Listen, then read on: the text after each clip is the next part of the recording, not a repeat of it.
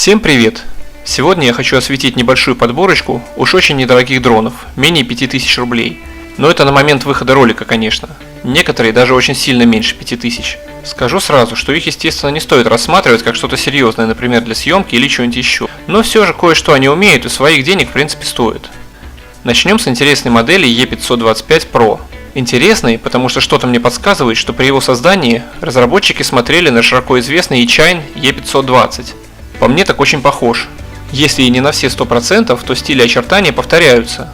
Даже пульт почти такой же, только кнопок больше. Вернемся к E525 Pro. Это простенький коптер с коллекторными двигателями и за очень приемлемую цену. Есть даже версия без камеры, если кому-то надо. Она стоит совсем копейки. Связь с камерой дрона осуществляется через обычный Wi-Fi 2,4 ГГц, который есть в любом смартфоне. На смартфон необходимо установить специальное приложение, как и во всех остальных дронах обзора, кстати. Камера может писать фото и видео. Расстояние радиоуправления до 100 метров. Есть варианты с камерой Full HD и 4К. Но на этот счет можете не заморачиваться. Видео в любом из вариантов будет, мягко говоря, не очень. Да, можно взлететь, посмотреть на окрестности, записать что-нибудь чисто для себя, но не более. На картинке указано, что с 3 сторон имеются датчики препятствий. Это чушь полная. Никаких датчиков там нет, естественно. Это просто заглушки. За такую цену никаких подобных датчиков быть и не может. Время полета коптера около 15 минут. Зарядка одного аккумулятора 1,5-2 часа. За свои деньги это вполне неплохая такая игрушка. Больше, чем она может, за такую цену требовать от нее странно. Летает, снимает, записывает, ну и радует обладанием беспилотного летательного аппарата, не оказывая влияния на ваш бюджет. Следующий дрон FODRC V4. Также бюджетный вариант, который даже в полной максималке с 3 аккумуляторами на момент выхода ролика стоит 3000 с копейками. Летные характеристики данного квадрокоптера плюс-минус такие же, как у предыдущего. Даже размеры практически такие же. В разложенном состоянии 27,5 на 25 на 5 см. Угол камеры, опять же, как и у предыдущего, можно изменить вручную. Поставляется в удобном кейсе для переноски, куда можно положить сам коптер, пульт управления и дополнительные аккумуляторы, если они у вас есть. Видеоизображение с камеры передается на ваш смартфон. Приложение, кстати, вполне себе неплохое и удобное. Имеются и простенькие функции типа флипов, которые дрон может делать в разные стороны, ну и вращение вокруг своей оси во время полета. Больше, в принципе, сказать нечего. Следующая игрушка E88 Pro. Цена его на данный момент примерно от 1500 до 3000. Производитель сделал его очень похожим на DJI Mini и цветом, и формой. Время полета на одном аккумуляторе до 10 минут. Время зарядки около часа. Поставляется коптер в кейсе, куда кроме него входит еще пульт управления, зарядка, ну и несколько различных деталей. Наверное, больше про него сказать и нечего. Кроме того, что вы можете сейчас посмотреть качество записи на его камеру. В телефоне изображение, конечно же, четче, чем на компьютере, но все равно оно больше для ориентации в пространстве, чем для съемки.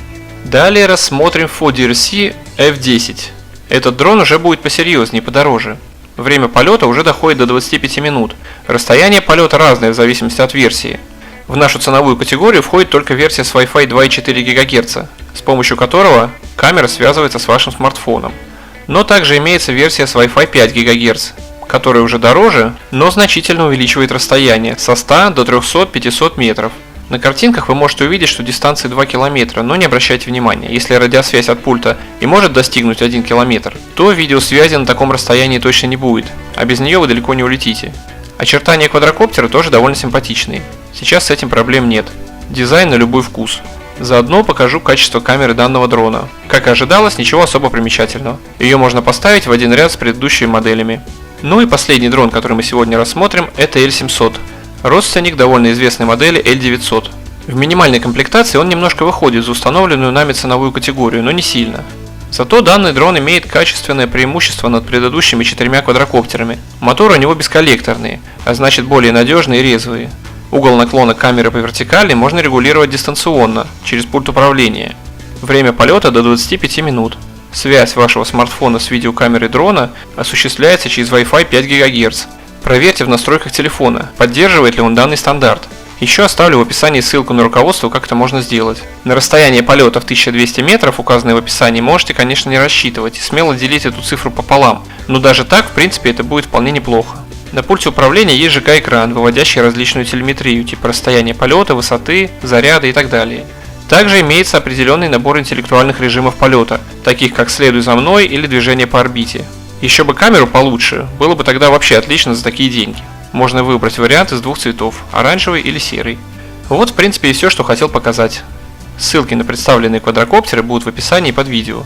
Надеюсь, что помог вам сделать кое-какие выводы, а возможно и помог с выбором. Если это так, то ставьте лайки и подписывайтесь на канал.